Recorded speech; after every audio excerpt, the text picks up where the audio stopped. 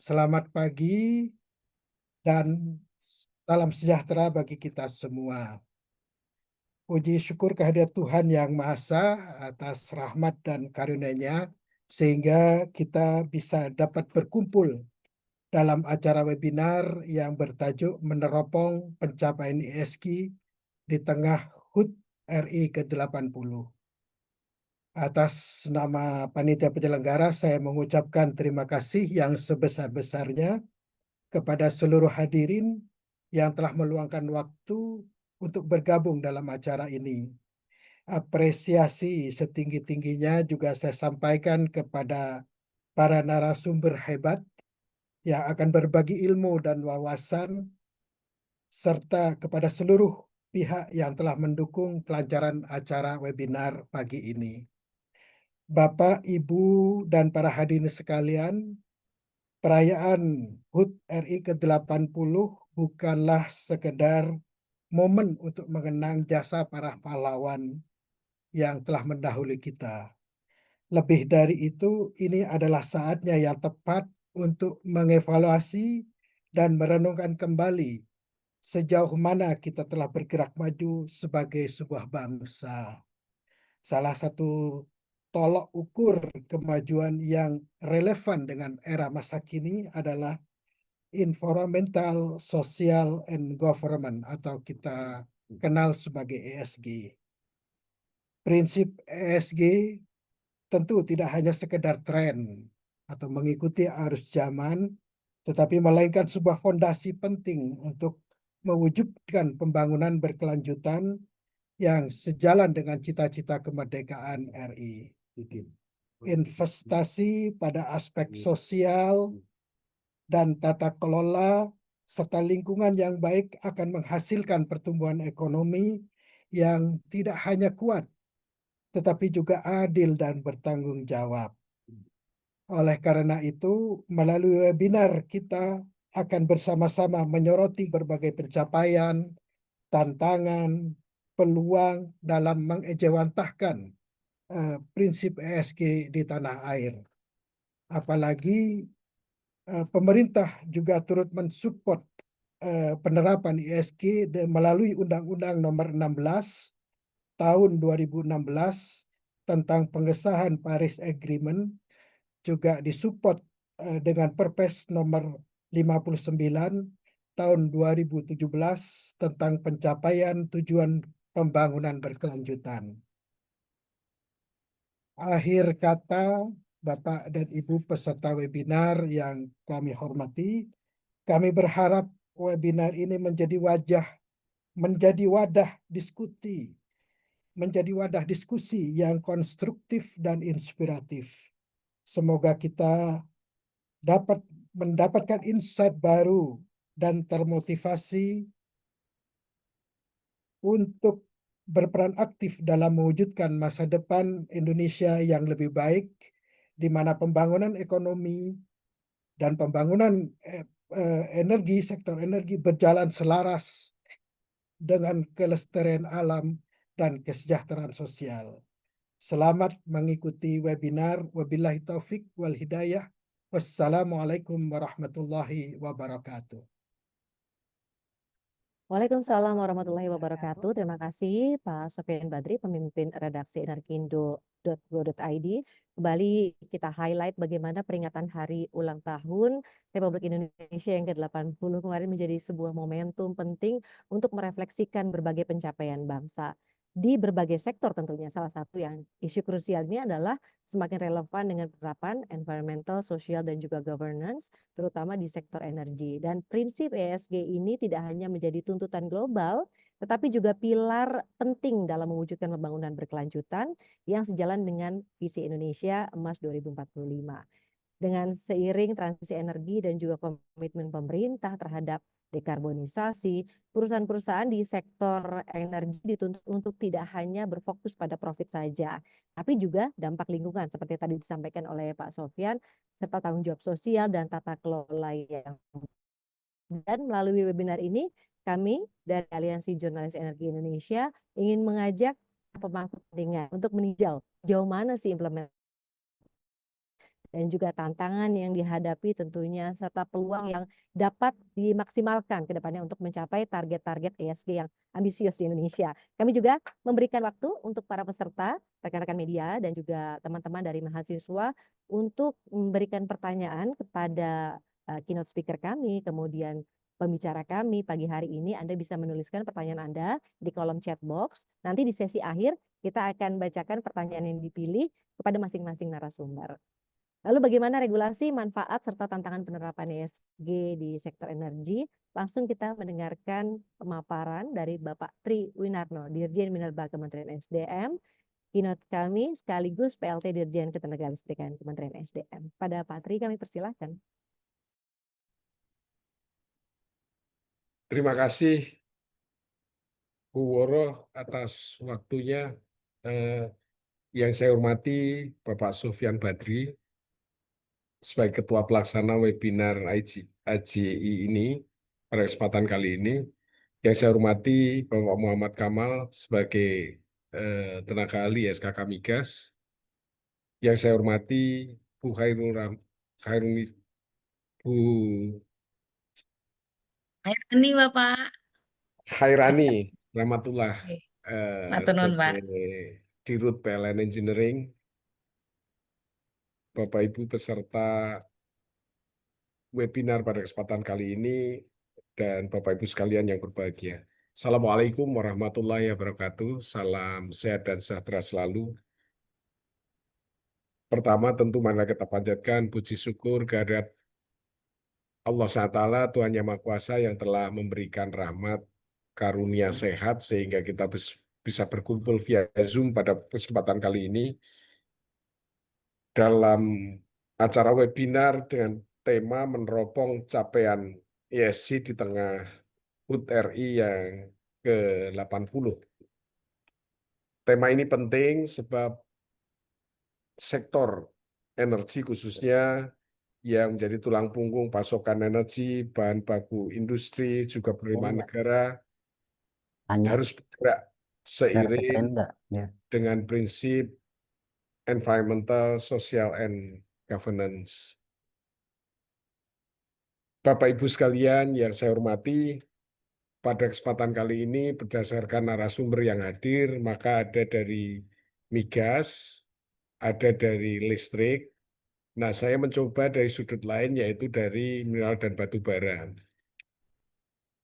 Pemerintah melalui Ditjen Minerba ini terus melakukan upaya untuk memperkuat kerangka regulasi utamanya terkait dengan ESG, agar praktek. Pak Tri, mohon maaf, saya celah sebentar, Pak. Bapak punya slide yang untuk ditampilkan, kalau mau kami bantu untuk ditampilkan? Saya tadi kirim Atau kemana tidak ya? ada? Sebentar Oh, ya, Pak. Kalau ini. bisa Bapak mau dikirimkan ke kami. Oh iya, sudah. Ya. Sudah bisa terlihat, tapi belum full, Pak. Iya. Di-fullkan saja, bisa.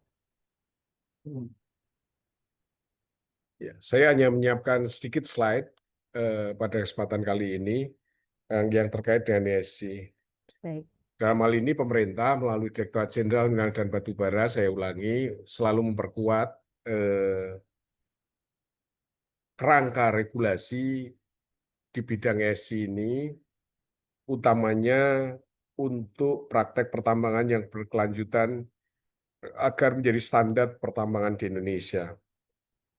Di ranah lingkungan atau environment, regulasi menegaskan kewajiban reklamasi dan pasca tambang, pengelolaan limbah dan air, efisiensi energi, serta pencegahan terhadap dampak negatif, serta pemulihan dampak negatif terhadap lingkungan.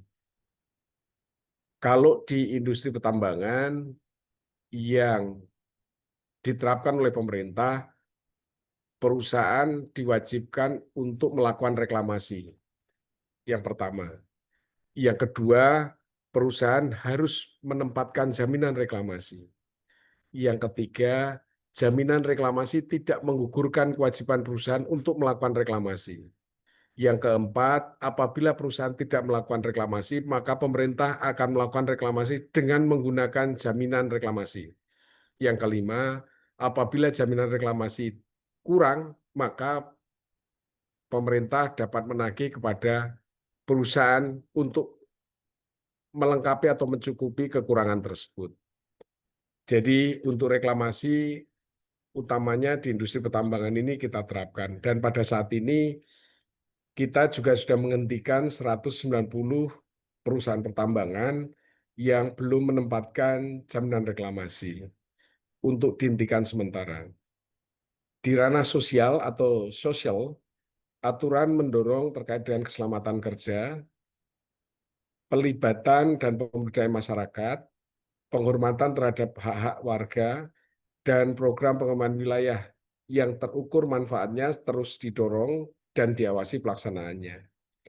Di dalam regulasi di kami, di industri pertambangan mineral dan batu bara, ada kewajiban perusahaan untuk menempatkan atau membuat rencana RIPPM, Rencana Induk Program Pemberdayaan Masyarakat, dan menempatkan sejumlah dana untuk pemberdayaan masyarakat.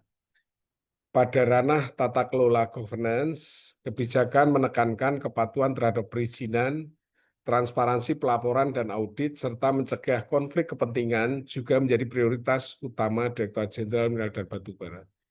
Pada sisi governance ini, pemerintah, dalam hal ini Direktorat Jenderal Mineral dan Batu Bara, mencoba untuk membuat suatu aplikasi atau sistem informasi sehingga berkurang tatap muka antara orang yang atau perusahaan yang mempunyai keinginan untuk memperoleh izin atau memperoleh sesuatu perizinan dengan evaluator atau pejabat yang mengeluarkan perizinan tersebut. Yang diharapkan dengan adanya penghilangan tatap muka ini, maka tidak akan terjadi konflik kepentingan antara evaluator dengan yang mengajukan perizinan. Seluruh aspek ESG ini diperkuat dengan pengawasan yang lebih berbasis risiko, pemanfaatan teknologi digital yang saya sampaikan tadi, serta kolaborasi lintas kementerian atau lembaga dan pemerintah daerah. Bapak Ibu sekalian yang saya hormati, ESG ini perlu dilakukan karena manfaatnya nyata dan dapat langsung dirasakan oleh masyarakat. Yang pertama, mengurangi resiko lingkungan dan sosial yang berbiaya tinggi apabila itu kita abaikan.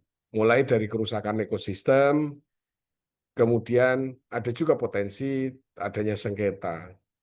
Kedua, tentunya meningkatkan daya saing.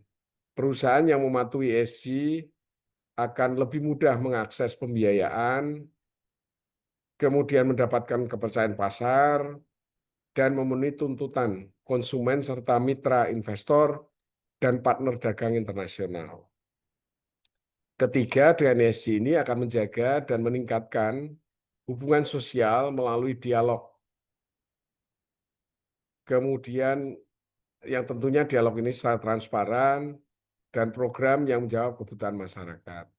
Keempat, memberikan kepastian usaha, utamanya terkait dengan aturan yang jelas dan ditegakkan dengan adil sehingga menciptakan level bermain dalam dunia tambang minerba yang sehat bagi pelaku usaha. Pada akhirnya, implementasi ESG ini yang apabila dilakukan secara konsisten akan mengamankan penerimaan negara, melindungi lingkungan, serta memperkuat kontribusi sektor pertambangan yang berkelanjutan terhadap visi Indonesia Emas tahun 2045.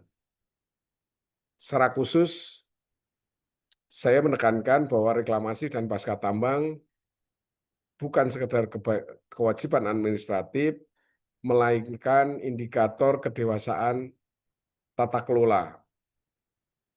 Reklamasi yang direncanakan sejak awal, didukung jaminan reklamasi dan jaminan pasca tambang yang memadai, kemudian pelaksanaan yang tepat dan serah terima yang transparan, akan memulihkan fungsi lahan, menumbuhkan kegiatan ekonomi baru pasca tambang, dan memperkuat kepercayaan publik.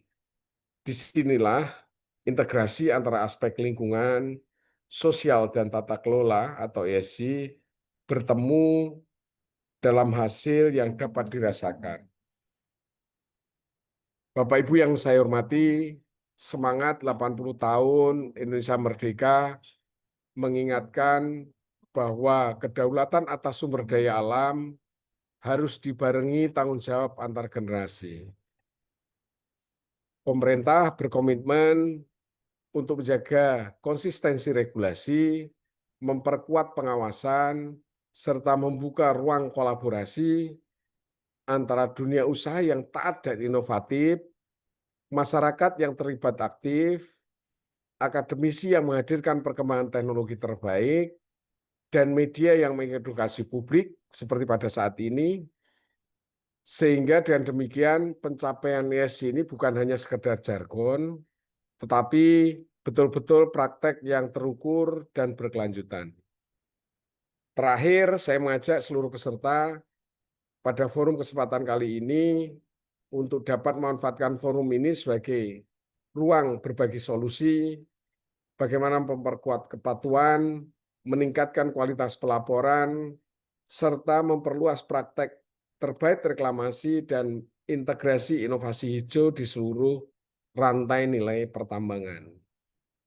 Saya yakin dengan kolaborasi dan komitmen bersama, kita dapat memastikan bahwa sektor ini dapat tumbuh dan berdaya saing, bertanggung jawab, dan berkeadilan. Kami ucapkan selamat untuk diskusi pada kesempatan kali ini dan mudah-mudahan Tuhan Yang Maha Kuasa selalu meridhoi setiap ikhtiar baik kita. Demikian yang saya sampaikan. Terima kasih. Saya akhiri. Assalamualaikum warahmatullahi wabarakatuh. Waalaikumsalam warahmatullahi wabarakatuh. Terima kasih Pak Triwinarno atas pemaparannya. Tadi menarik sekali, ini adalah sebuah bentuk ESG ini adalah indikator kedewasaan tata kelola. Dari ini artinya kesadaran pribadi juga, kemudian bagaimana pengembangan ini terus dikejar seperti itu, seperti cita-cita bangsa kita. Terima kasih Pak. Bapak masih bisa bergabung dengan kami sampai selesai nanti untuk mendengarkan pertanyaan dari rekan-rekan. Oke, mungkin saya dengarkan nanti Pak, ada pertanyaan. Oke, siap ya. Baik, sebelum kita lanjutkan Pak Tri, nanti kita akan mendengarkan sama-sama bagaimana pertanyaannya. Kita akan sama-sama melihat dulu penayangan video company profile berikut ini. Oke, baik, kita skip saja. Selanjutnya kita akan mendengarkan pemaparan yang akan disampaikan.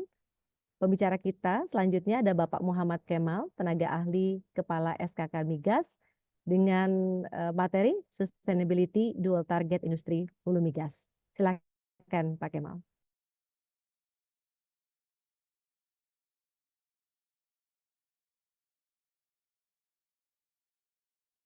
Oke, baik. Assalamualaikum warahmatullahi wabarakatuh.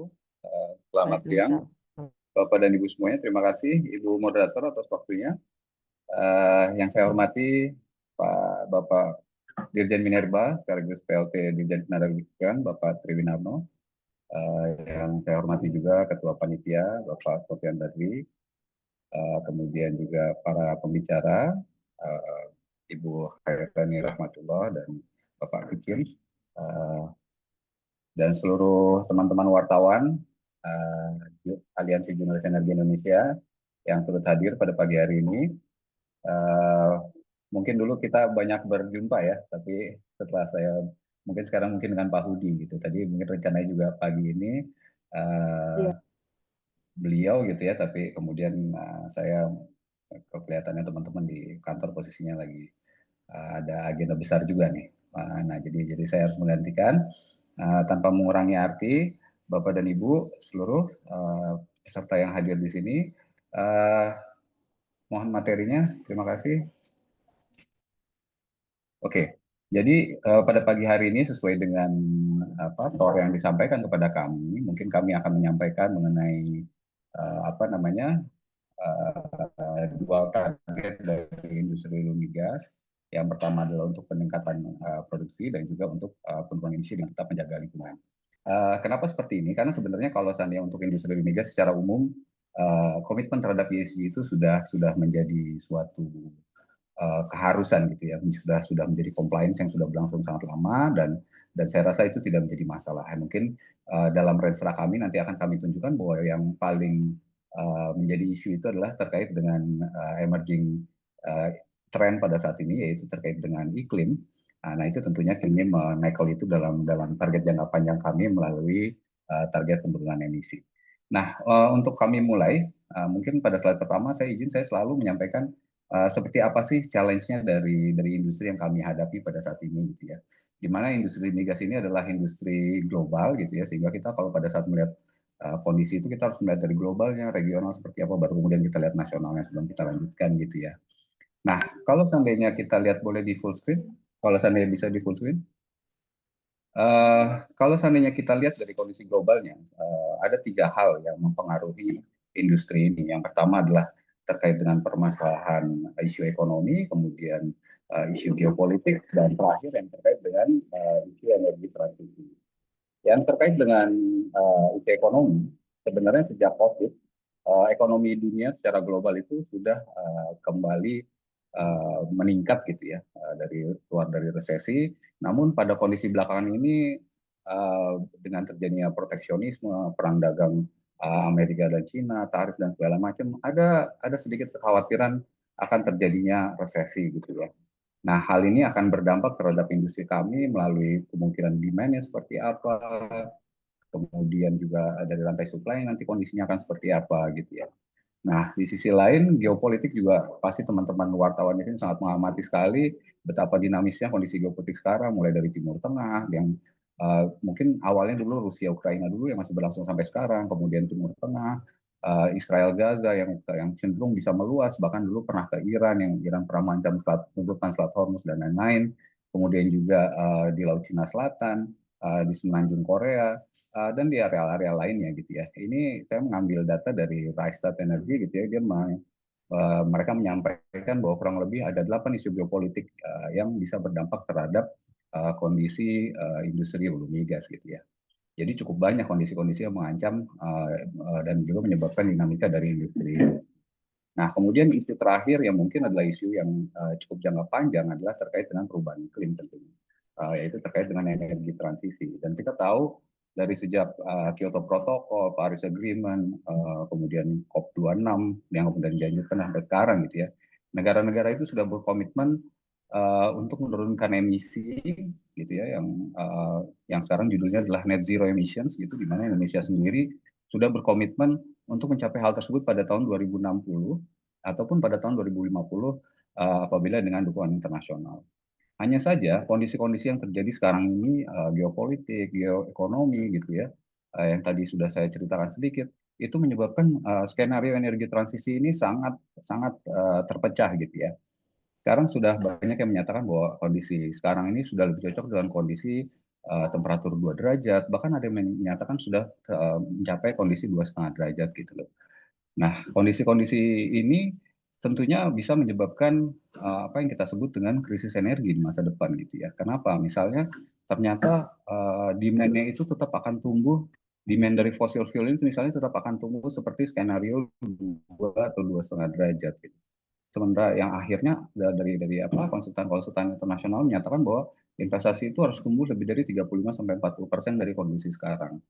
Namun kenyataannya supply-nya teman-teman dari perusahaan minyak itu hanya akan berinvestasi seperti skenario 1,5 derajat misalnya. Nah, ini kan tentunya akhirnya akan ada mismatch antara supply dan demand di masa depan gitu ya. Ada beberapa konsultan internasional yang sekarang saya baca bisa menyatakan bahwa nanti tahun 2030 bisa oil price itu bisa mencapai $100 kalau seandainya kondisi seperti ini terus berlangsung gitu ya. Nah, ini tentunya akan menjadi tantangan tersendiri buat kita gitu ya. Ternyata bahwa isu perubahan iklim ini dari energi transisi ini, namun karena adanya fragmentasi geopolitik dan geoekonomi ini, dilalahnya mau menurunin menaikkan renewables dan menurunkan fossil fuel, ternyata malah bisa terjadi kebalikan sebaliknya gitu, yang akhirnya malah ujung-ujungnya bisa menyebabkan kekhawatiran akan krisis energi di masa depan secara global. Nah, lanjut. Nah, kemudian di Indonesia sendiri seperti apa? Kalau di Indonesia sendiri, untuk dalam jangka panjang ya, pemerintah tentunya sudah menetapkan RPJPN 2025 sampai dengan 2045, kemudian RPJPN 2025 sampai dengan 2030 untuk mendukung hal tersebut gitu ya. Nah, untuk menuju Indonesia Emas itu salah satu visinya adalah pendapatan per kapita setara negara maju. Nah, tentunya kalau dalam hal ini kita tahu bahwa makroekonomi itu akan sangat berhubungan dengan kebutuhan energi. Oleh karena itulah dalam salah satu pilarnya Indonesia Emas nomor 16 itu disebutkan berketahanan energi, air, dan kemandirian pangan. Nah, sedangkan di RPJPN sendiri untuk mencapai sasaran visi 1 tersebut sudah dicanangkan bahwa kita akan mencapai pertumbuhan ekonomi hingga 8% secara gradual pada tahun 2029. Dan ini tentunya didukung oleh salah satu pilarnya yaitu melalui swasembada pangan, energi, air, ekonomi syariah dan lain-lain gitu ya. Nah, yang terkait dengan kita tentunya adalah bahwa kita harus bisa mendukung target swasembada energi tersebut gitu. Dan untuk hal dalam tersebut sudah diturunkan dalam salah satu KPKP-nya bahwa untuk industri minyak contohnya itu akan tumbuh dari posisi sekarang 605 hingga nanti ke depannya itu ada di kisaran 642 sampai dengan 792.000 barel. Ataupun untuk gasnya yang sekarang di kisaran 1.005 barrel oil equivalent per day itu akan tumbuh hingga di range antara 1.271 sampai 1.617 barrel oil equivalent per day. Sedangkan dalam RUN sendiri, walaupun RUN ini mungkin sudah cukup lama ya, tapi saya rasa masih bisa dijadikan sebagai satu bentuk panduan gitu ya dari RUN ini bahwa memang kebutuhan energi ini akan terus meningkat ke depan tadi untuk menyokong kebutuhan ekonomi Indonesia dan renewables akan memegang peranan yang lebih penting. Namun karena konsepnya adalah sudah bukan hanya energi transisi tapi juga energi efisien, artinya kebutuhan energi terus akan terus bertumbuh, maka walaupun renewables akan memegang peranan yang lebih besar, tapi oil demand masih akan meningkat hingga 139%, sedangkan gas demand akan meningkat hingga 298%. Nah, dengan memperhatikan hal-hal tersebut, SKK Migas bersama teman-teman di industri hulu sudah membuat perencanaan program kerja strategis dan target industri migas tahun 2025 sampai dengan 2035 gitu ya. Lanjut. Nah, targetnya ini ada tiga strategic target. Target yang pertama adalah target dengan produksi. Target produksi kita menargetkan untuk mencapai target sebesar 2,6 juta barrel equivalent per day. Puncaknya itu adalah 2,6 juta barrel equivalent per day ataupun 3 juta barrel oil equivalent per day apabila kondisi makroekonomi dan bisa didapatkan dukungan yang diperlukan untuk mencapai target tersebut gitu ya. Nah, kemudian target keduanya adalah untuk mendukung capaian pemerintah mencapai target net zero emission-nya gitu ya. Jadi disinilah dua targetnya dari industri ini. Yang pertama meningkatkan produksi, tapi di satu sisi juga kita akan mendukung pencapaian target net zero emission dari pemerintah Indonesia. Dan sedangkan target yang ketiganya adalah target untuk meningkatkan investasi dengan terus memaksimalkan benefitnya untuk ekonomi Indonesia. Dan dari sana itu ada diturunkan menjadi 8 pilar enablers dan lebih 12 program charters dan ada banyak sekali action plan-nya gitu ya. Nah, yang terkait dengan ESG adalah kita sebut establishing emission reduction strategy gitu ya. Jadi yang masuk menjadi fokus kita yang terkait dengan ESG, walaupun tentunya hal-hal lain tetap akan kita laksanakan gitu ya. Tapi yang kita tekankan di sini adalah terkait dengan establishing emission reduction strategy. Dan ini nanti strategi akan saya coba jelaskan lebih lanjut. Lanjut. Nah, sebelum menjelaskan lebih lanjut kepada pada emission reduction strategy tadi, sebenarnya secara umum operasi hulu migas itu dalam masalah pengelolaan lingkungannya itu saya rasa sudah sangat baik lah ya. Nanti angkanya juga akan saya perlihatkan. Kita itu dari sejak pertama kali di reward sampai dengan berakhirnya PAC itu banyak sekali proses-proses evaluasi terhadap lingkungan yang dilakukan. Gateway-nya itu cukup banyak gitu ya. Dan di sana kita melakukan evaluasi, kemudian ada perizinan lingkungan kegiatan, AMDAL dan lain-lain, semuanya itu sudah cukup banyak. Dan bahkan kalau kita lihat sedikit ini hanya gambaran aja ya, kira-kira gitu ya, untuk memberikan gambaran lanjut bahwa kalau kita lihat memang buktinya kan bisa dibandingkan lah industri ini dengan industri yang lain gitu ya. Kita lihat bagaimana, ini mungkin harusnya karena tadi saya pikir ada teman-teman Rokan, ada gambarnya gitu ya, bagaimana lapangan duri ini ya cukup bersahabat lah dengan lingkungan bila dibandingkan dengan industri lainnya gitu ya. Mungkin lanjut aja ke slide 7. Dan kalau kita lihat memang angkanya dari segi lingkungan sendiri gitu ya, proper hulu migas kita selalu mendorong untuk semuanya itu setidaknya di atas hijau gitu ya. Dan kita lihat presentasinya terus mengalami peningkatan dan bahkan yang masuk proper merah itu sekarang sudah tidak ada lagi gitu. Jadi semuanya adalah level di atas hijau, biru, dan bahkan kita punya 6 yang memiliki proper mass, yaitu di Field Rantau, Field Bunyu, Field Tarakan, PHKT, Pertamina Hulu Sanga dan PHE WMO gitu ya.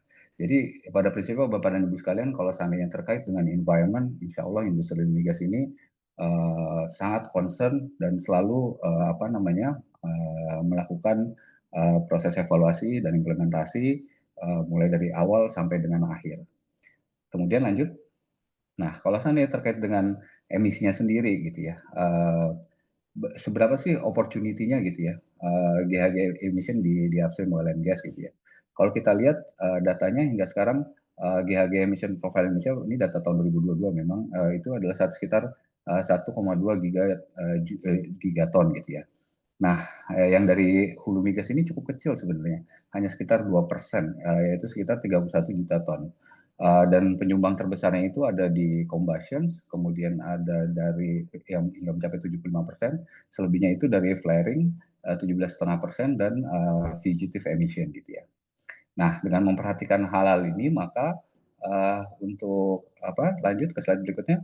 Untuk strategi pengurangan emisi kita punya kurang lebih ada 6 lah, namanya 6 low carbon initiative.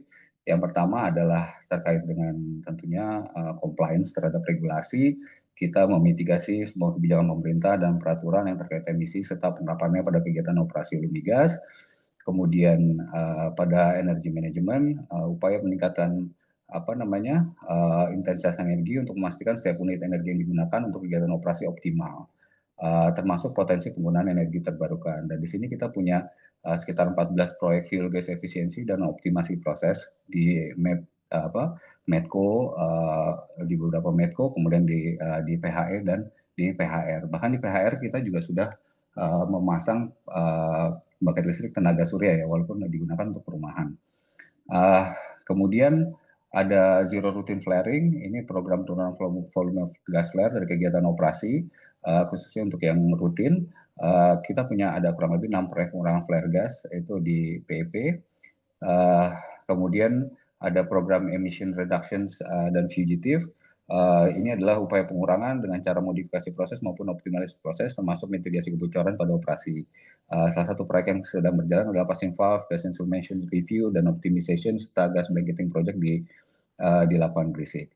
Nah, ini semua adalah yang lebih low hanging fruit gitu ya, yang kurang lebih tanpa bantuan pun sebenarnya ini cukup ekonomis untuk dilakukan gitu ya, cukup ekonomis sendiri untuk dilakukan. Namun yang paling besar itu sebenarnya adalah dengan menggunakan CCS gitu ya. Saya rasa teman-teman di sini juga sudah sangat mengikuti sekali tren CCS ataupun CCUS ini. Tentunya kita sudah ada beberapa POD yang disetujui gitu ya. Yang sekarang proyeknya bahkan sedang berjalan adalah PUD Ubadari gitu ya, untuk injeksi sekitar 3,8 juta ton. Ya walaupun dengan injeksi ini pun sebenarnya kapasitas dari CCUS ini sendiri hanya dipergunakan 3%, yang artinya nanti kalau seandainya ke depan carbon market itu ada ataupun potensi untuk cross injection gitu ya ke Ubadari ini, tentunya kapasitas ini masih bisa dipergunakan lagi. Dan juga ada Masela, ada Saka Kemang yang sudah memasuki fase PUD, dan ada sekitar 15 proyek lainnya yang sedang dilakukan review gitu ya. Namun tentunya CCUS ini memang cukup menantang gitu ya, karena biayanya sendiri tidak terlalu murah gitu. Ini bukan sesuatu yang low hanging fruit. Nah, hal yang lain bisa dilakukan adalah melalui offset, tentunya melalui kegiatan reforestation misalnya.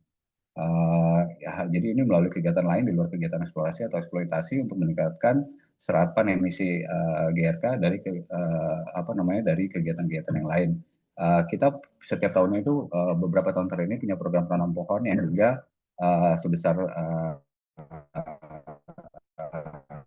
targetnya itu 2 juta pohon gitu ya.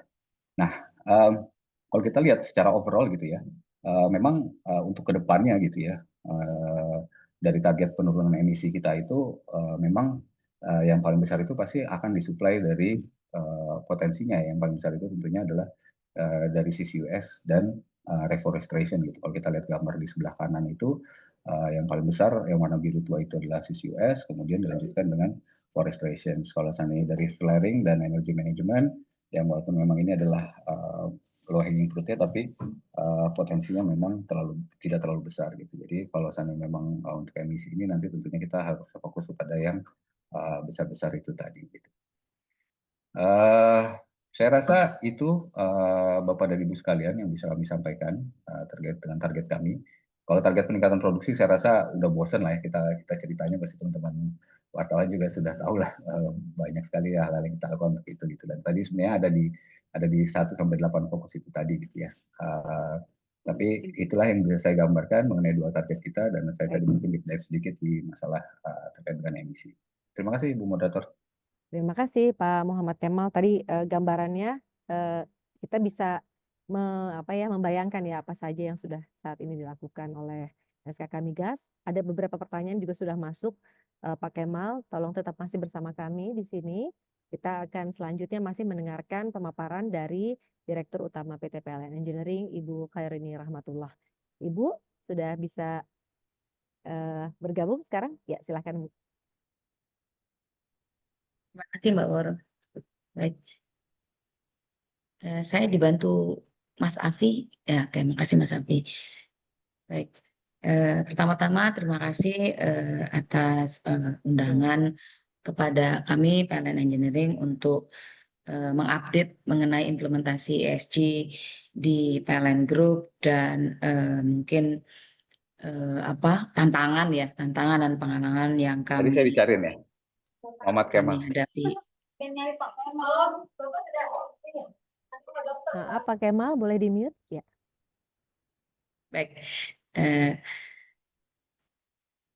terima kasih kepada Aliansi Jurnalis Energi Indonesia, Pak Sofyan Badri atas undangannya, dan selamat pagi kepada Ibu Bapak semua yang terhormat Pak Tri Winarno, juga Pak Kemal, dan Pak Tri Winarno dari Kementerian SDM, Pak Kemal dari SKK Migas, dan tentu saja kepada semua Ibu Bapak yang tergabung dalam Aliansi Jurnalis Energi Indonesia. Kami melihat ini penting untuk selalu mengupdate Ibu Bapak yang di dunia jurnalis agar kita selalu align dan update atas informasi untuk kemudian kolaborasi. Maka pada pagi hari ini izin saya menyampaikan terkait sharing pengalaman dan tantangan di PLN, bagaimana kita melakukan implementasi ESG di perusahaan energi yang sangat banyak menggunakan energi saat ini masih thermal jenisnya ya, yaitu batu bara maupun gas. Next Mas Afi, mungkin sedikit sekilas mengenai PLN itu sendiri. Mas Afi belum, lambat kali ya. Ya, jadi seperti kita ketahui PLN itu BUMN 100% milik negara. Jadi kalau yang mengawasi ada Kementerian BUMN, Kementerian SDM, Kementerian Keuangan, Kementerian Lingkungan, dan juga Bappenas. Jadi koordinasinya banyak sekali. Kemudian saat ini PLN itu tidak aja satu PLN, yaitu mungkin sekarang menjadi perusahaan listrik terbesar ya di Asia Tenggara. Tapi kita juga membagi bisnis-bisnisnya ke dalam subholding maupun anak perusahaan. Jadi ada subholding generation, ada subholding energi primer, kemudian ada yang beyond KWH, dan juga ada beberapa anak perusahaan yang mengawal untuk proses bisnis kelistrikan ini, mulai dari penjualan di suatu tempat yang tidak mendapat subsidi yaitu di Pulau Batam. Kita punya anak perusahaan tersendiri, lalu kemudian beberapa anak perusahaan keuangan untuk mendapatkan dana seperti Majapahit Holding ini, lalu yang lainnya supporting seperti energi manajemen untuk masalah karbon, PLN Engineering khusus untuk engineering, maupun MCTN khusus untuk pemeliharaan dari pembangkit listrik. Next mungkin Mas Hafi. Lalu kemudian selama statistik sampai dengan tahun lalu, tahun ini sudah 80, tahun PLN Surfing Indonesia itu pelanggan sudah melayani hampir seluruh masyarakat Indonesia yang mencapai 285 juta jiwa. Jadi ada sekitar 0,1% yang belum dilayani PLN, itu yang daerah-daerah jauh. Lalu kemudian lain-lainnya sudah terlayani, dan secara aset PLN memiliki aset yang tertinggi mungkin di Asia Tenggara, dan dibagi atas beberapa anak perusahaan tadi. Namun yang perlu diperhatikan adalah rating PLN sendiri relatif selalu ada di kondisi stabil, dengan kondisi kita masih menggunakan banyak bahan bakar yang non renewable. Namun PLN berhasil menjaga yang sekarang kan melihatnya menjadi agak mahal gitu. Namun alhamdulillah PLN masih bisa menjaga rating dari keuangannya selalu dalam posisi stabil. Kemudian lanjut. Nah, sedikit kemudian kalau selanjutnya mengenai PLN Engineering, kami adalah Engineering Excellence Center-nya PLN sudah berdiri selama 23 tahun, ada 300 lebih engineer yang semuanya certified, dan selama 23 tahun ini sudah terlibat untuk pembangunan lebih dari 17 gigawatt pembangkit macam-macam dari thermal maupun renewable, termasuk infrastrukturnya seperti jaringan maupun gardu induk, dan juga kalau dihitung secara proyek sudah lebih dari 3.000 proyek. Saat ini apabila kami mengklaster bisnis kami, maka sebenarnya PLN Engineering ini tidak saja membuat dokumen-dokumen perencanaan engineering dan mengawal proyeknya untuk tereksekusi, namun juga sudah masuk ke inovasi teknologi, digitalisasi, kemudian aset, optimasi dari aset. Nah, bagaimanapun dengan transisi energi ini, di mana PLN menjadi alat atau eksekutor dari komitmen pemerintah Indonesia terkait tadi Pak Triwinarno sampaikan terkait komitmen Indonesia untuk net zero emission pada 2060, maka mau tidak mau kami harus melakukan transformasi. Transformasi ini memang untuk menghadapi transisi energi, sehingga kami harus merubah kompetensi orang yang dulu jagoan di pembangkit thermal, PLTU, PLTG, sekarang harus juga jagoan di desain dan mengoperasikan pembangkit-pembangkit renewable. Dan ini nggak mudah karena harus kita lakukan dengan cepat. Kemudian juga teknologi baru harus dikuasai, sementara itu quality tetap harus dijaga. Dan intinya ketika kami mempelajari lebih jauh, ketika kita ingin memanfaatkan lebih banyak potensi matahari, sinar matahari, potensi angin, maka mau nggak mau kita harus menerapkan digitalisasi, karena sistem operasi yang berbeda, keandalan pembangkit yang disebabkan energi primer yang tidak semulus gas ataupun batu bara, maka digitalisasi, pemasangan sensor-sensor menjadi sesuatu yang penting untuk kita dapat terus menjaga keandalan layanan kelistrikan. Dan untuk secara cepat menambah kompetensi, memperkuat kemampuan ini, maka kami menerapkan strategi global partnership. Jadi kita berpartner dengan sesama engineering company yang sudah menerapkan teknologi-teknologi tersebut untuk bekerja bersama-sama mengimplementasikan teknologi baru tersebut di Indonesia. Selanjutnya mungkin kita cerita mengenai penerapan ESG yang sudah ada di PLN. Bapak Ibu, yang pertama kami di PLN menyadari bahwa global warming itu betul terjadi pemanasan. Jadi tantangan ini sudah sangat jelas bagi seluruh umat manusia, bukan cuma orang Indonesia. Peristiwa cuaca ekstrim, kehilangan keanekaragaman hayati, ekosistem yang berubah, bahkan ada yang runtuh, lalu kemudian kritis pada sistem di bumi, kekurangan sumber daya alam. Juga bagaimana sekarang informasi terjadi disinformation.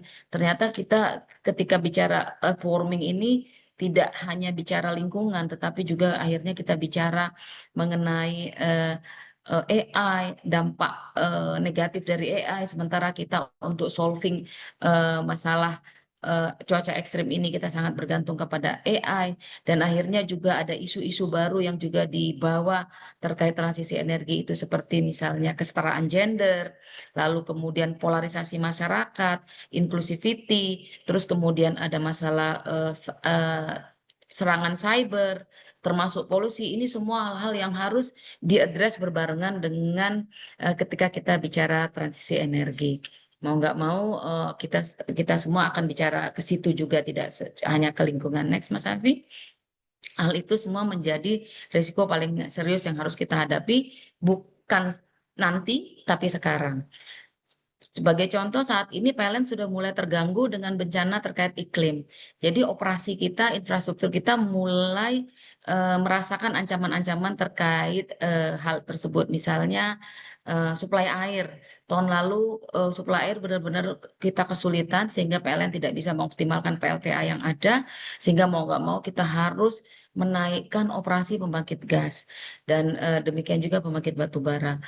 Sedangkan kita tahu alokasi gas domestik itu ya mungkin karena PLN juga yang kemarin terlalu confident mengenai kebutuhannya, sehingga pemerintah menetapkan porsi volume untuk domestik dan yang impor, dan ini yang harus dibicarakan oleh PLN kepada pemerintah karena ternyata kebutuhan domestik menjadi demikian tinggi, yang juga sebenarnya akibat terganggunya rencana operasi kami terkait cuaca ekstrim. Jadi ini bukan lagi kita bicara masa depan, tapi udah risiko nyata yang kita hadapin sekarang. Maka PLN mulai meningkatkan infrastruktur yang tahan terhadap perubahan iklim, yang pada kalau gampangnya itu artinya meningkatkan porsi EBT itu menjadi suatu keharusan supaya kita tidak terlalu tergantung dengan energi primer yang harus dibawa, yang membutuhkan logistik yang juga logistiknya bisa terganggu dengan climate change tadi, sehingga bergantung kepada ketersediaan energi lokal menjadi suatu solusi yang akan terus didorong.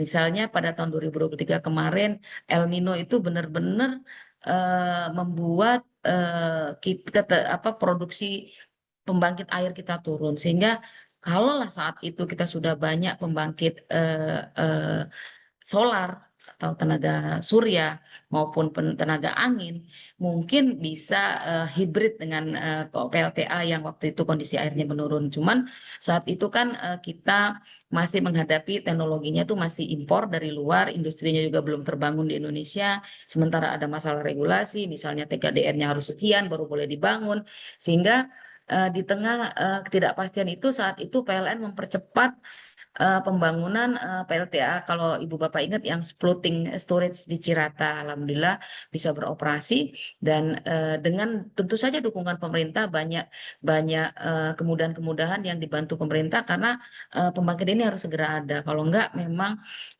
kita akan terus tertekan terkait ketahanan infrastruktur terhadap climate change ini. Jadi banyak hal yang PLN lakukan, percepatan terkait transisi energi. Kalau enggak kita akan terus tertekan oleh kondisi yang disebabkan oleh dampak climate change seperti cuaca ekstrim. Next. Bicara sustainability, jadi akhirnya kami paham ini bukan lagi opsi tapi memang harus dilakukan. Jadi untuk memastikan resiliensi operasional ketenaga listrikan di Indonesia, maka kalau kita bicara trilema energi, bicara energi security, energi affordability, energi sustainability, maka akhirnya kami rumuskan bahwa yang dimaksud dengan security itu adalah kita menanggapi resiko iklim dan memastikan keamanan keandalan pasokan listrik. Kemudian keterjangkauan harga, kita akan terus mendorong agar teknologi ini murah. Bagaimana kita pilih teknologi yang murah dan bagaimana kita melakukan suatu strategi procurement yang juga mendorong investasi dalam negeri, yang mendorong penurunan harga. Lalu kemudian keberlanjutan lingkungan sosial, kita tidak bicara hanya teknologi, hanya membangun infrastruktur, tetapi kita juga bicara melibatkan masyarakat, mendorong tadi gender, lalu kemudian inclusivity, dan tentu saja masalah lingkungan. Dan sustainability ini menjadi landasan strategi jangka panjang PLN seperti di samping ini. Jadi satu, perubahan iklim sudah mempengaruhi fundamental bisnis PLN. Kemudian PLN sudah komit akan mendukung pemerintah terkait NZE 2060 atau tadi Pak Triwinarno sampaikan 2050 kalau ada dukungan dari luar. Dan juga kami juga melihat seperti tadi Pak Triwinarno sampaikan bahwa manfaat implementasi ESG itu ada nanti akses ke pembiayaan green menjadi lebih mudah, kemudian kepercayaan investor untuk masuk juga akan lebih meningkat, dan kepercayaan pasar juga masyarakat yang sudah semakin tinggi awareness terhadap ingin dipasok listrik yang green. Bahkan sekarang banyak pabrik yang berdiri itu yang maunya dilayani oleh green, maka PLN menerapkan yang namanya Renewable Energy Certificate untuk memastikan, menjamin bahwa semua pasokan-pasokan listrik dari pembangkit renewable itu memang dapat diklaim oleh industri-industri tertentu yang membutuhkan klaim itu untuk pasarnya ke luar negeri seperti itu. Lalu kemudian akhirnya kekuatan finansial. Jadi kalau kita bicara transisi energi, kita bicara apa pencapaian kita ESG, Ibu Bapak, pada akhirnya itu yang ditanya itu oleh para investor, yang ditanya oleh para lender itu kaitannya dengan laporan keuangan. Jadi nggak bisa kita klaim kita punya program ini, itu, terus kita sampaikan bahwa kami sudah mendukung, mendorong, tapi kita tidak bisa tunjukkan di laporan keuangan kita dampaknya, rencananya, sampai ke eviden-eviden misalnya ESG taggingnya. Next, Mas Hafi. Jadi ini semua kami pelajari di PLN Engineering bahwa ternyata nggak bisa cuma membuat program dan klaim. Seperti PLN sudah kenyataannya ini ya Ibu Bapak, bahwa sudah lebih dari 50 juta ton CO2 yang kita reduksi dengan kita merubah pola operasi maupun kita menambah pembangkit renewable. Kemudian kita juga klaim bahwa kita sudah menangani isu ESG yang paling material dalam kontribusi kita untuk target non-determined commitment Indonesia. Kita bilang kita sudah selesai nih menambah pembangkit 4,3 gigawatt renewable baru. Terus co-firing biomass sudah kita laksanakan dari 52 PLTU sudah 47 yang nggak cuma pakai batu bara tapi sudah pakai biomasa, berranking dari 1% sampai ke 5% dengan target nanti sampai ke 15%. Lalu kemudian clean coal teknologi sudah kita terapkan di beberapa pembangkit batu bara, totalnya ada 14 gigawatt daya terpasang.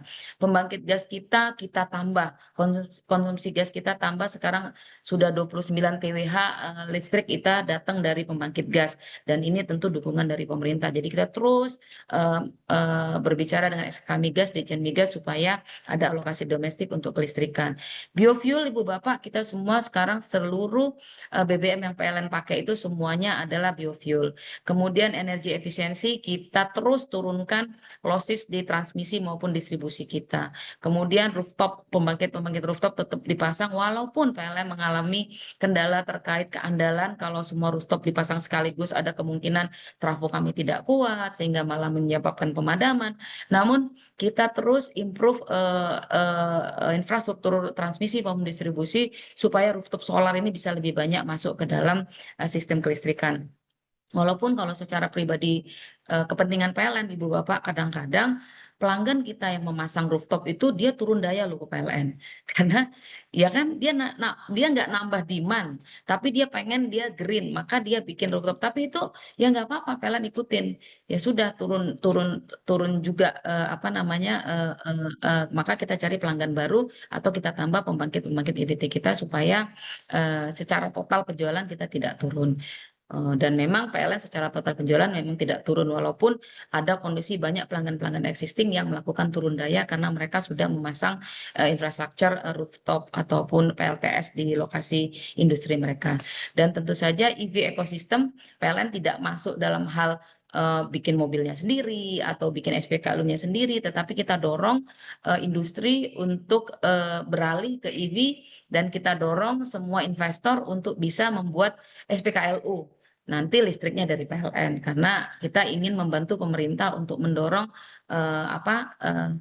perpindahan dari mobil berbasis internal combustion engine menggunakan bahan bakar minyak pindah ke EV supaya lebih bersih dan ketergantungan kita terhadap impor BBM juga turun. Next. Tadi saya bicara mengenai tidak hanya fokus di emisi, tetapi ESG lain juga kita kelola secara menyeluruh dan terukur. Nah, untuk mengukur ini kita perlu ilmunya, perlu standarnya. Karena itu kita pakai standar-standar dalam melakukan pengukuran ini. Kita electrification ratio tadi seperti saya sampaikan tinggal 0,2% saja masyarakat Indonesia yang belum punya listrik. Pegawai PLN ada 51.000 orang. Kemudian pelanggan PLN ada 92 juta, energi yang kita jual sudah 300 TWh, pendapatan kita sudah mendekati 600 triliun sekarang, dan ini pendapatan tertinggi di Southeast Asia. PLN juga sudah masuk di Global Fortune 500 dengan pendapatan yang di atas mendekati 600 triliun rupiah ini. Kemudian renewable capacity terus kami tingkatkan, EV charging terus kami pasang di mana-mana, dan akhirnya dengan menerapkan suatu standar yang khusus. Sekarang di dunia tuh banyak standarnya, Ibu Bapak, mau global maupun internasional. Global misalnya BPKP juga ada standarnya. Terus kemudian di CDP ini juga mereka punya standar sendiri. Carbon Disclosure Project ini cara menghitung, misalnya dia ada penggunaan air, penggunaan climate, dia nilai PLN untuk air udah B itu artinya udah cukup baik PLN dalam ini, tidak saja air untuk pembangkit tetapi sampai air di kantor kita, bagaimana kita memanfaatkan air daur ulang.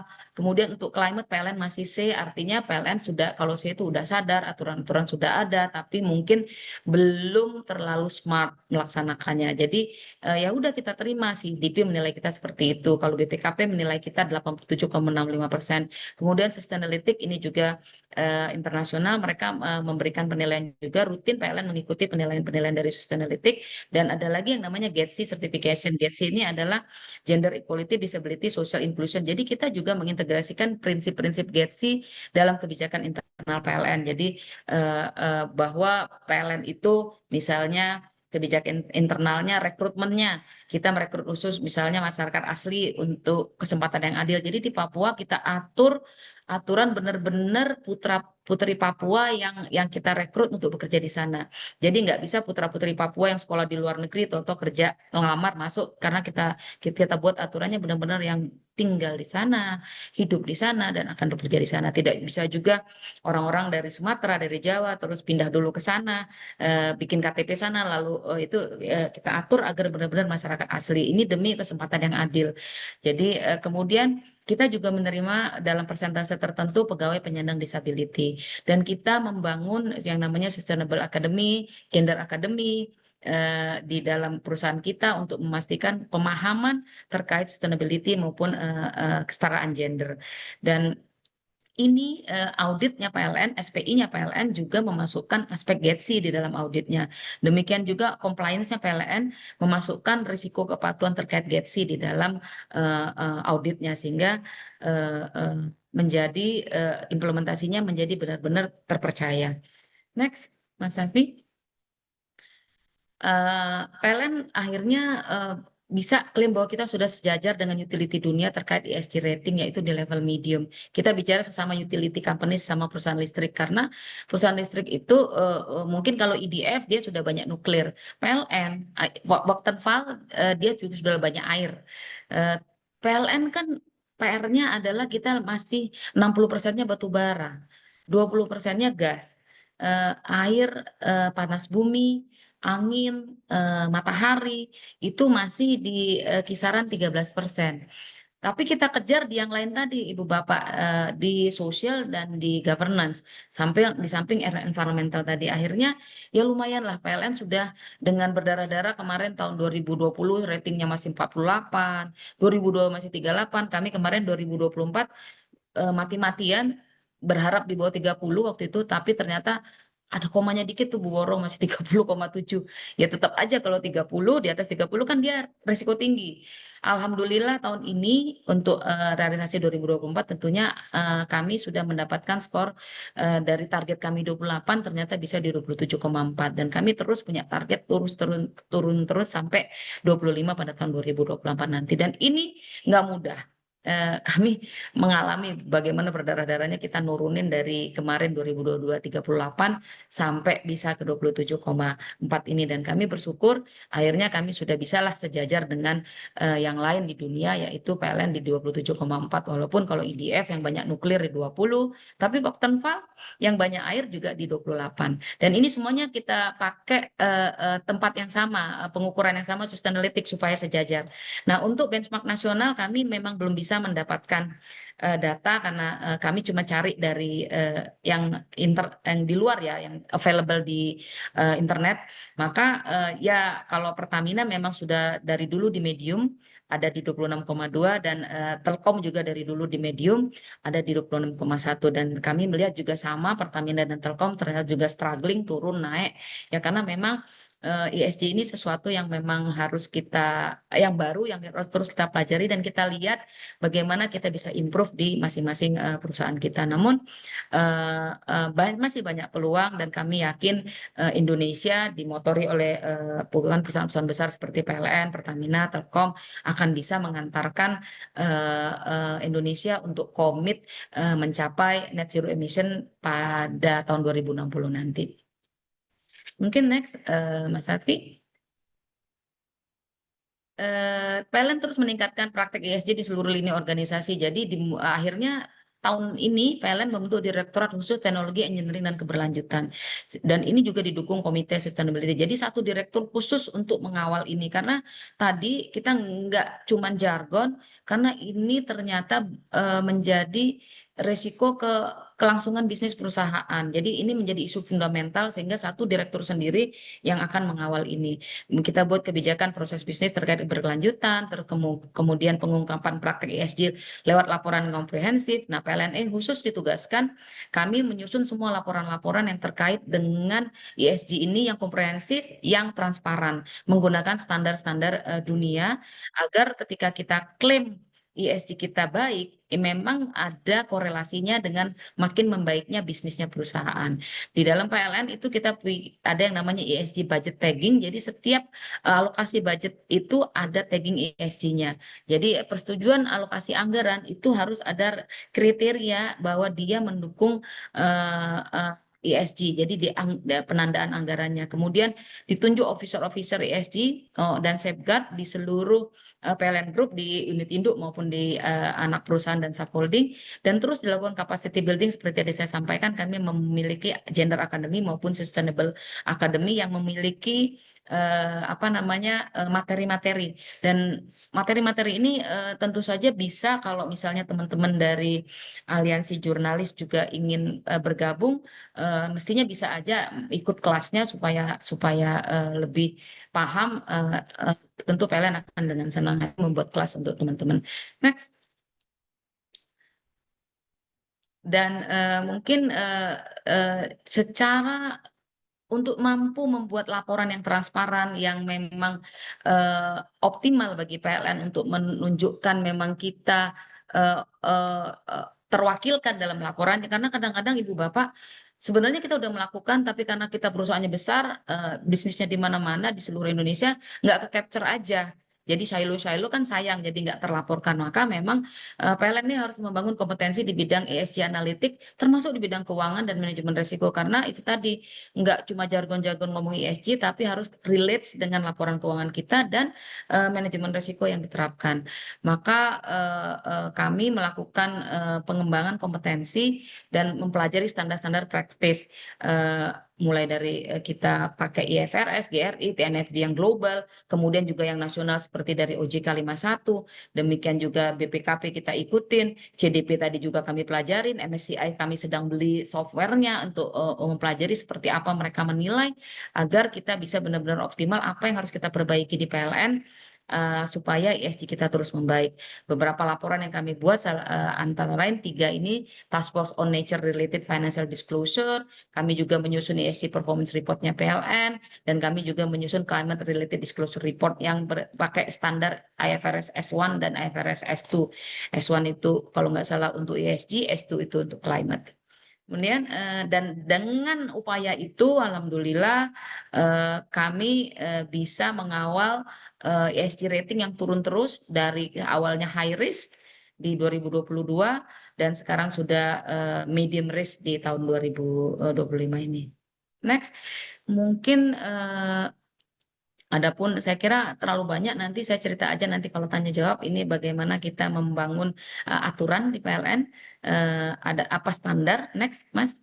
Dan ini juga bagaimana kita kebijakan-kebijakan yang kita bangun, kegiatan-kegiatan yang kita lakukan, karena ini hal baru. Orang-orang tuh sibuk, teman-teman bekerja ya udah kerjaan dia aja. Jadi memasukkan hal baru tuh kan orang nggak suka ya.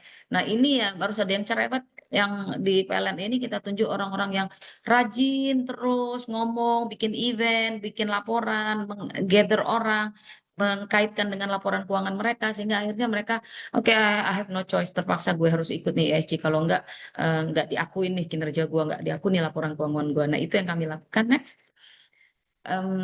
Saya kira itu saja. Terima kasih sekali lagi atas waktu dan kesempatan yang diberikan kepada PLN. Assalamualaikum warahmatullahi wabarakatuh. Waalaikumsalam warahmatullahi wabarakatuh. Bu Herani, jelas sekali bagaimana upaya keras sudah dilakukan sejauh ini dan progresnya juga nampaknya cukup memuaskan ya Bu ya, meskipun akan ditingkatkan begitu. Nanti kita akan buka sesi tanya jawab.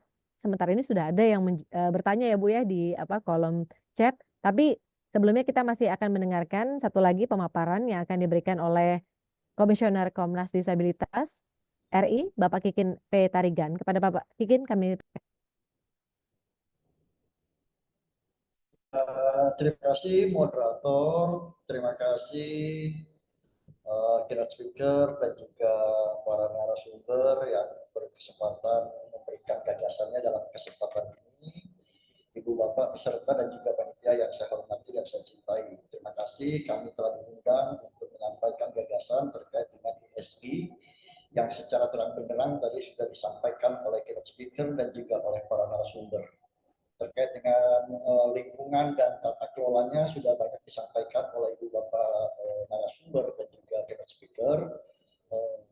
Maka terkait hal tersebut mungkin tidak saya singgung, tetapi di dalam nanti saya akan mengaitkan dengan masalah sosialnya, terutama terkait dengan tanggung jawab sosialnya.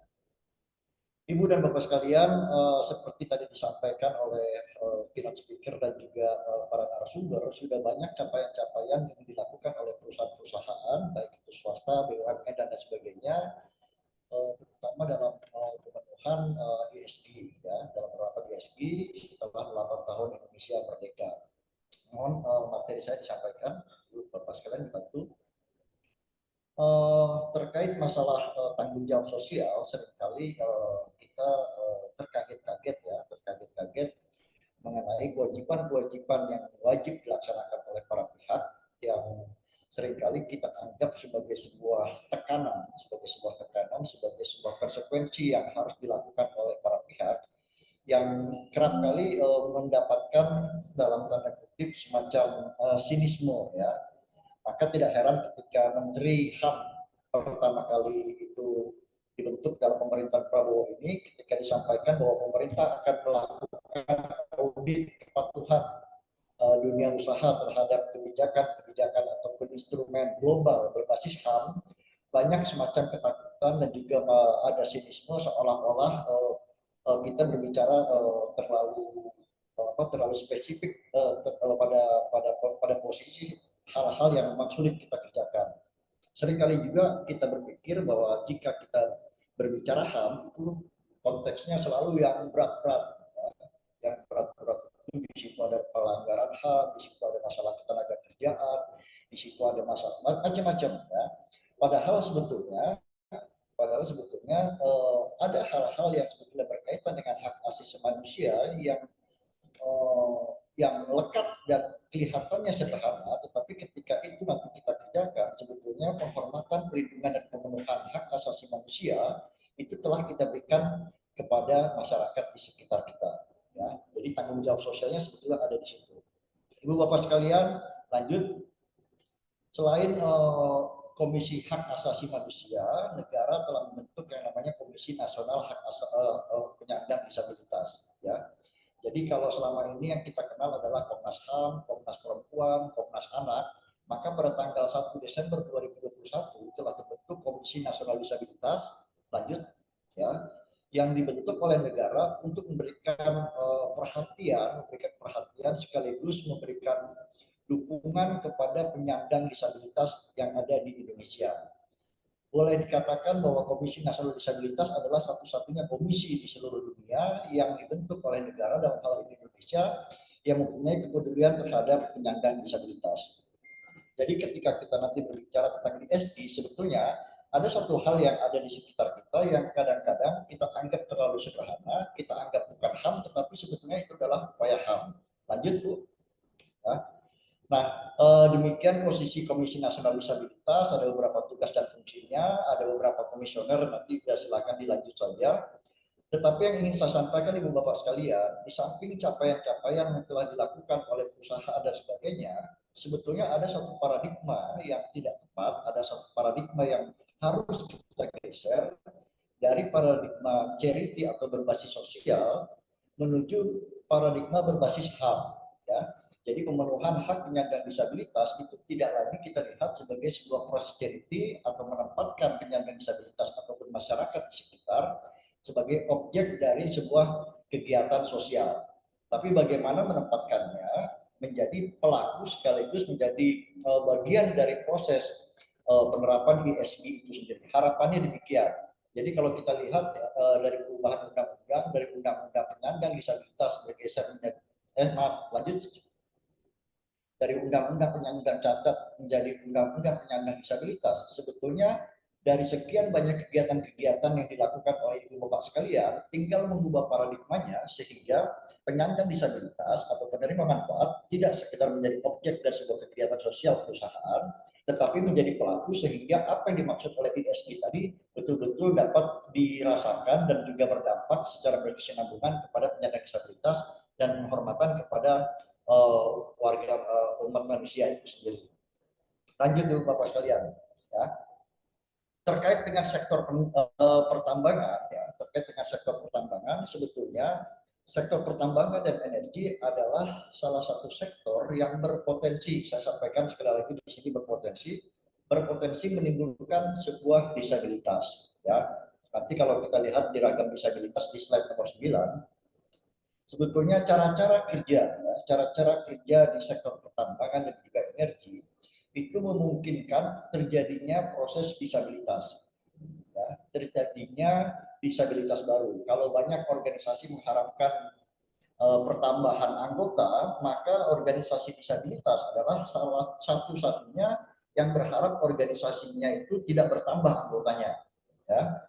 Nah, di sektor pertambangan itu selain proses cara kerja, di situ juga ada faktor-faktor yang menimbulkan dampak seperti limbah, kemudian kerusakan lingkungan dan sebagainya. Dan termasuk yang seringkali tidak bisa kita lihat secara kasat mata adalah faktor-faktor atau kedisabilitasan dari sisi sosial atau dampak sosial yang terkena di masyarakat.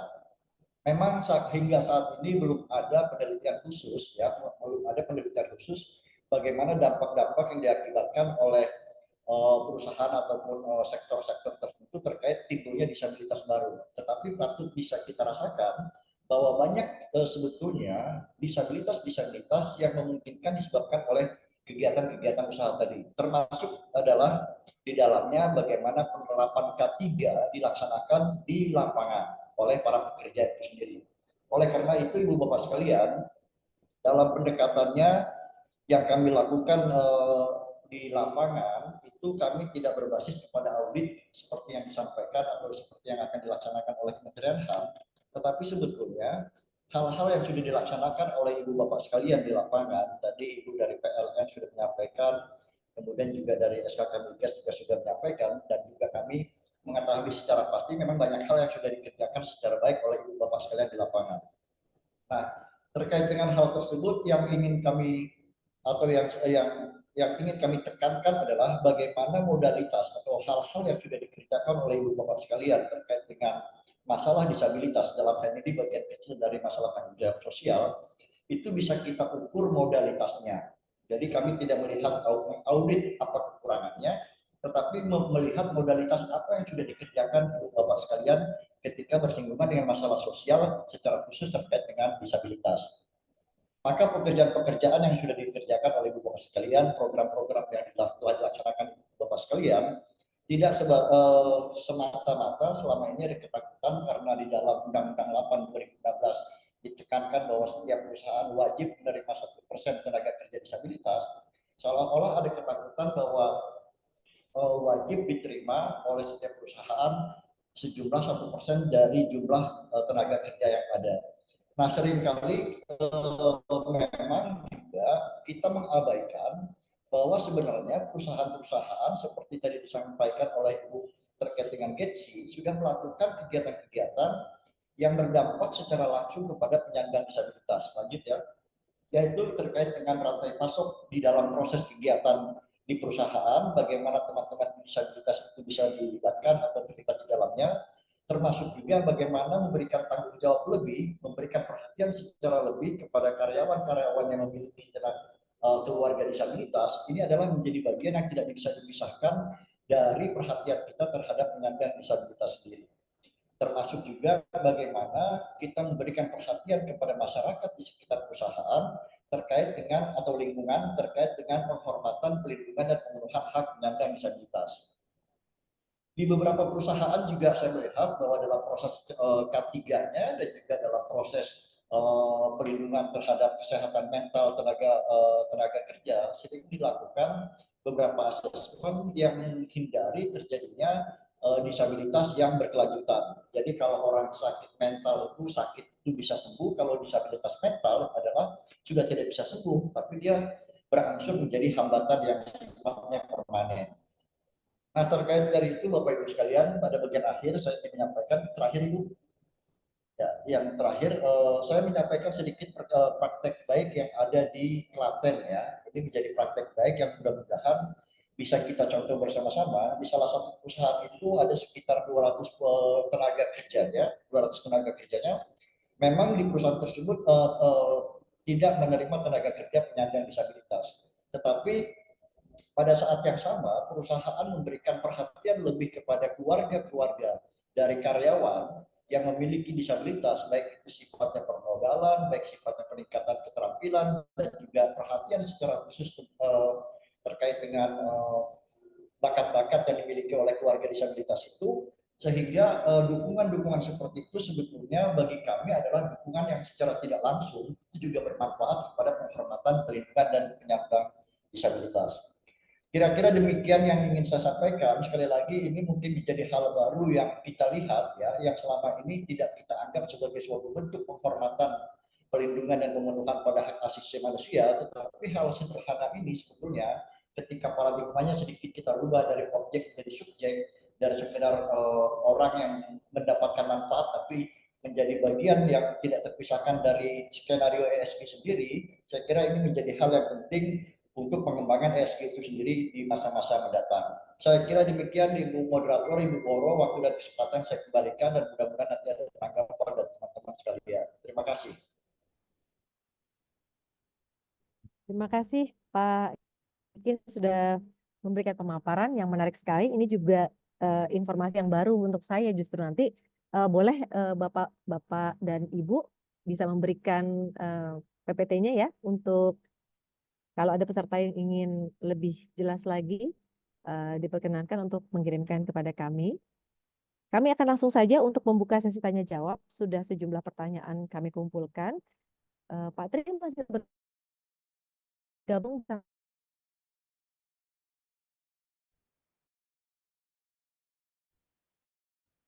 Pak Tri. Ya Bu, saya gabung. Oke, siap. Ini ada pertanyaan, Pak. Nanti mungkin saya langsung saja beri pertanyaan. Karena ini banyak sekali, saya mohon maaf, saya hanya bisa pilihkan 2 untuk masing-masing narasumber. Yang pertama ini untuk Pak Tri terlebih dahulu. Pak izin bertanya soal 190 perusahaan tambang yang disuspensi karena belum menempatkan jaminan itu. Secara nilai berapa ya Pak? Dan sejauh ini bagaimana komitmen mereka? Apakah akan tetap membayarkan kewajiban atau justru mundur? Dari total perusahaan itu, porsi di sektor tambang apa saja Pak? Ini dari Pak Udin, iPod News. Ini media ya berarti ya. Yang kedua ini adalah dari UPN Jogja Pak. izin bertanya bagaimana penerapan teknologi ramah lingkungan seperti dry stack tailing facility (DSTF) dapat membantu mengurangi dampak pencemaran dan dalam kegiatan pertambangan. Sebuah perusahaan nikel di Sulawesi masih menggunakan metode konvensional untuk pengelolaan limbah tambang. Akibatnya terjadi pencemaran pada lahan masyarakat. Itu dulu 2 pertanyaan untuk Pak Tri. Boleh silakan langsung dijawab, Pak. Ya, terima kasih pertanyaannya. Yang pertama terkait dengan 190 perusahaan tambang yang kita tutup sementara. Jadi kita sebelum melakukan penutupan sementara, kita memberikan surat teguran pertama, kedua sampai ketiga, kemudian tidak ada tindak lanjut, maka kita hentikan sementara. Once dia perusahaan itu melakukan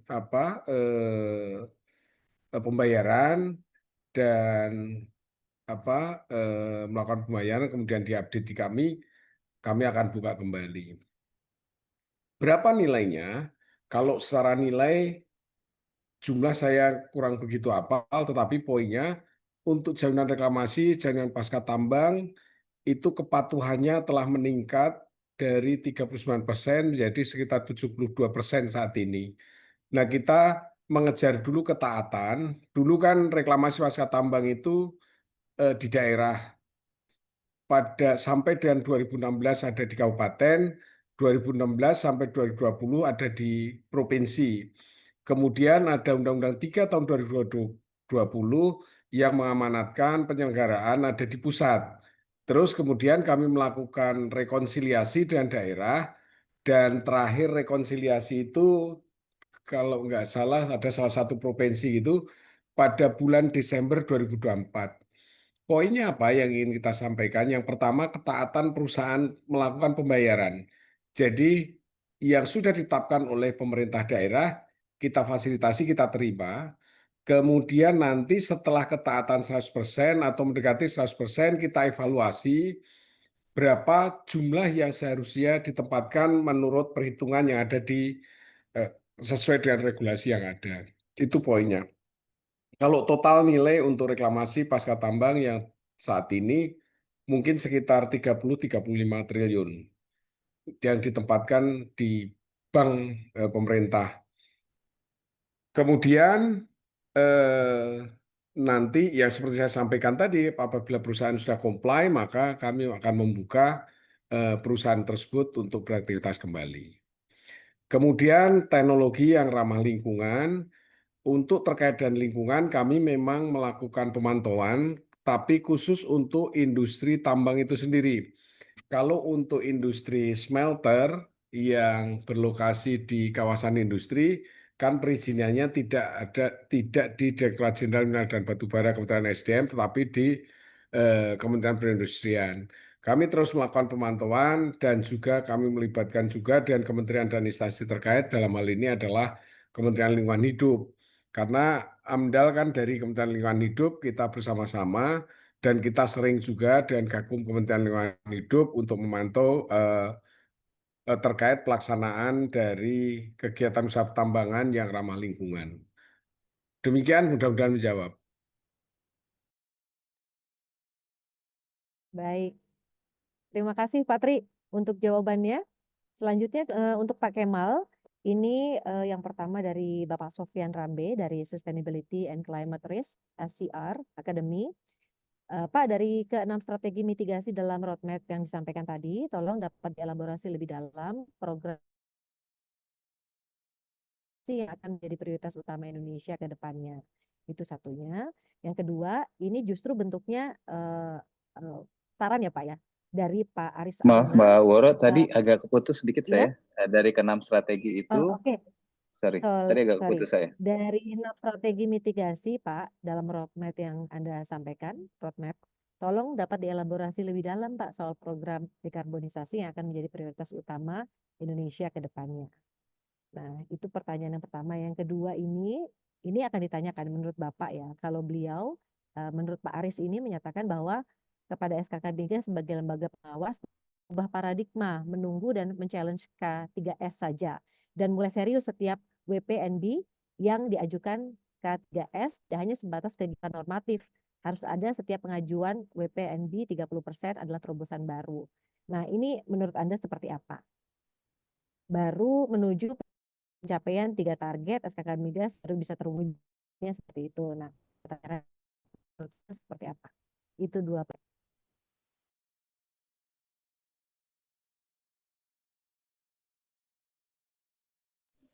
Oke, terima kasih Mbak Woro. Maaf, suara saya kedengeran nggak ya? Oke.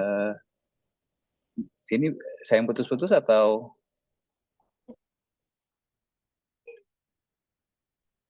izin? Halo? Iya, silahkan Pak. Oke. Jadi boleh ke slide saya yang tadi yang 6 itu nggak ya? Mungkin kalau Boleh, ada yang bentar Pak. Yang 6, iya betul.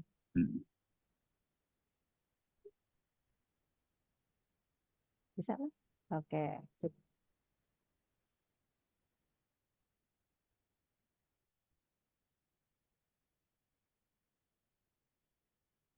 Silakan Pak.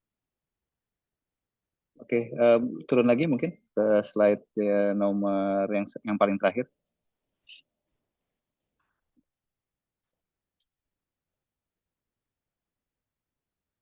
Oke, jadi kalau dari sini memang ya tentunya kalau yang paling besar untuk bisa menurunkan emisi tentunya adalah dari program CCS dan CCUS pasti. Dan kita sendiri tadi udah saya sampaikan kita ada 3 POD yang sudah ada di kantong gitu ya, yaitu Ubadari di Tangguh di sana di Papua, itu 3,8 juta ton, kemudian nanti menyusul Masela, kemudian nanti selanjutnya menyusul Saka Kemang gitu ya. Nah ini adalah program penurunan emisi yang paling besarnya itu. Kalau kita lihat di sana itu yang nanti akan bisa diwakili oleh garis biru lah. Nah kemudian untuk program berikutnya tentu yang berikut besar adalah reforestation sendiri, dan itu kita setiap tahunnya berupaya menanam pohon targetnya antara 1,6 sampai dengan 2 juta pohon gitu setahunnya. Nah tapi selain itu tentunya ada hal-hal yang low hanging fruit gitu ya. Ini adalah hal-hal yang tanpa kita dorong pun gitu ya sudah cukup ekonomis gitu. Jadi biasanya inisiatif ini sudah akan datang dari K3S-nya itu sendiri gitu. Antara lain seperti energy management, zero routine flaring dan juga emission reductions dan fugitive itu. Gitu. Jadi ini sih fokus-fokus kita ke depan gitu ya. Mulai dari yang paling besar namun tentunya lebih menantang karena investasinya akan lebih besar sampai dengan program yang secara otomatis kalau memang ini menguntungkan pasti sudah akan jalan dengan sendirinya gitu ya. Nah, kemudian yang kedua tadi terkait dengan WPNB gitu ya. Saya rasa sekarang SKK Migas sudah cukup sangat aktif sekali gitu ya. Karena kan memang kan kita ini kan adalah melting pot-nya gitu lah kira-kira dari semua pemain-pemain di industri ini gitu, mulai dari K3S-nya sampai dengan technical providers-nya juga gitu ya. Semuanya kan kita in contact lah. Dan kita terus melihat teknologi apa yang available di luar sana dan segala macam gitu ya, dan kita biasa melakukan benchmarking hal-hal yang didapat dari satu perusahaan minyak ini mungkin bisa diterapkan di perusahaan minyak yang lain, ini tentunya pasti akan kita selalu challenge gitu. Dan bahkan buktinya pun kalau kita lihat gitu ya, dari tahun ke tahun itu namanya target yang disampaikan, produksi yang disampaikan oleh K3S itu selalu di bawah daripada target yang kita push kepada ke K3S gitu ya. Dan akhirnya target-target itu yang lebih realistis tercapainya adalah target yang sesuai dengan target yang kita sampaikan gitu. Dan biasanya kita juga selalu dari yang mereka sampaikan, baik dari jumlah sumur dan lain-lain, itu kita juga selalu berusaha men-stretch lagi, kita lihat lagi mana lagi yang bisa kita potensi, mana lagi yang bisa kita dalami lagi, mana yang bisa kita tambah lagi dan segala macam itu pasti akan selalu kita sampaikan gitu. Nah kemudian juga kalau yang terkait dengan emisi ini sebenarnya kita sekarang lagi berusaha agar dalam setiap kalau dulu kan satu langkah majunya itu terkait dengan pengurasan lebih lanjut ya. Jadi dalam POD, Plan of Development itu setiap pengurasan lebih lanjut itu sudah harus dimulai dimasukkan di dalam POD. Nah ini terkait dengan emisi ini juga kita lagi melihat kemungkinan hal tersebut gitu. Nah ini tentunya akan menjadi basis yang lebih kuat lagi untuk di WPNB untuk melihat target-target untuk penurunan emisi itu. Tapi dalam setiap tahun sendiri juga kita udah menargetkan, kayak tahun ini kita menargetkan penurunan emisi itu sekitar 400.000 ton. Dan itu kita cari di K3S mana yang memiliki kemungkinan itu untuk melakukan pengurangan itu. Jadi saya rasa sih kita sudah sangat aktif sekali gitu ya dengan informasi yang kita punya untuk bisa men-challenge apa yang disampaikan oleh K3S dalam rapat-rapat antara kita dengan mereka, dan kita berfungsi sebagai melting pot yang memiliki knowledge untuk membenchmarking dari operasi-operasi dari satu K3S ke K3S yang lain, dari satu teknologi provider ke teknologi provider yang lain. Demikian mungkin Mbak Woro yang bisa kami sampaikan.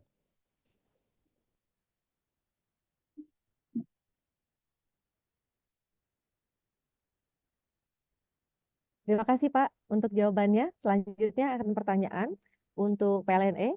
Ada Mbak Rika atau Ibu Rika dari energy.com. Ini Bu, bagaimana penerapan ESG industri migas nasional saat ini? Apa saja tantangannya?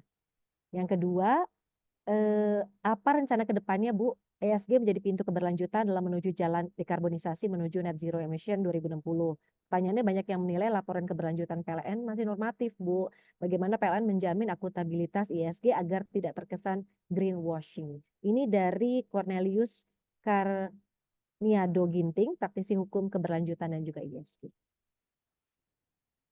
Jadi ada dua pertanyaan Ibu dari Mbak Rika, energy.com, dan dari Bapak Cornelius dari praktisi hukum keberlanjutan dan ESG. Silakan.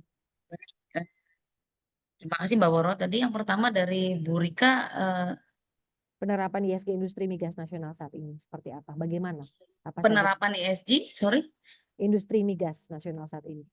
Industri migas? Iya. Kalau di industri migas mungkin saya nggak begitu kopi ya Mbak ya. Sebentar. Ini kayaknya pertanyaannya salah nih tujuannya nih. Ada Ibu Rika nggak di sini? Sebentar. Boleh ditanyakan dulu Bu, boleh dijawab dulu yang kedua. Pak Cornelis ya? Iya, Pak Cornelis.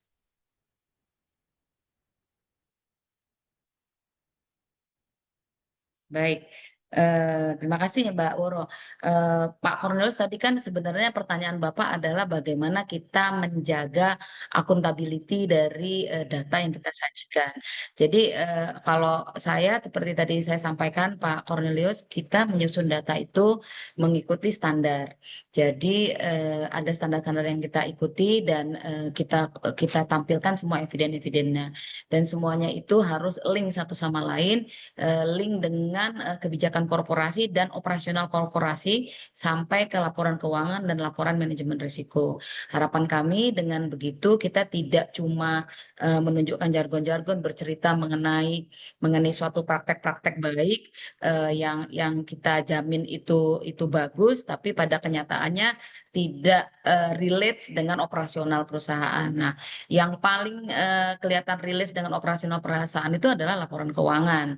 Jadi kita mau ngomong bagus kayak apa kan kalau ternyata di laporan keuangannya tidak terlihat, ya misalnya ternyata catatan akuntansinya ternyata biaya BBM masih tinggi, biaya batu bara yang masih mendominasi, maka artinya pembangkit-pembangkit yang katanya dibangun mungkin tidak dioperasikan kan, seperti itu ya, atau dioperasikan tetapi tidak optimal karena mungkin teknologi yang dipilih salah.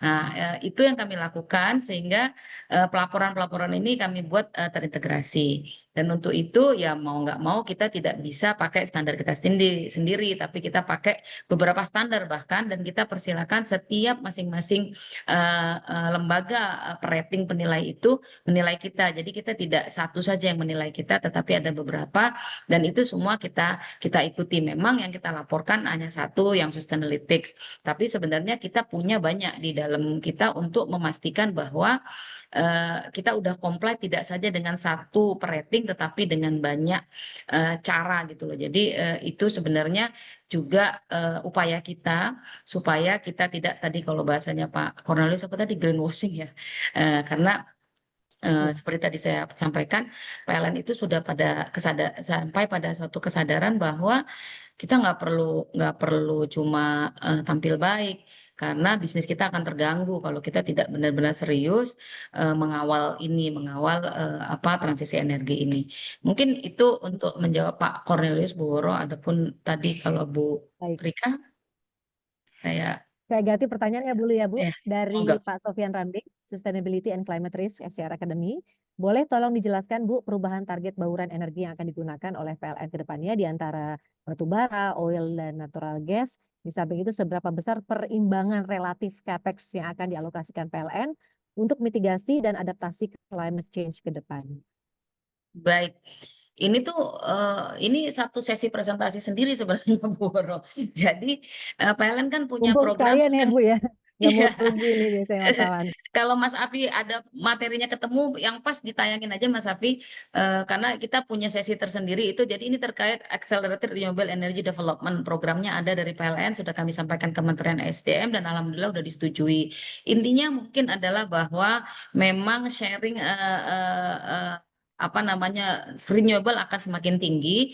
Yang tadinya hari ini kita mungkin batu bara itu sharingnya sampai di 60%, lalu gas itu di 22-24%, dan renewable hanya di sekitar 13% sampai 14%, maka pada saat net zero emission 2060 nanti kami kan dalam periode 15 tahun ke depan akan menambah sekitar 100 gigawatt pembangkit baru. Dari 100 gigawatt itu 70%-nya adalah renewable energy termasuk termasuk nuklir.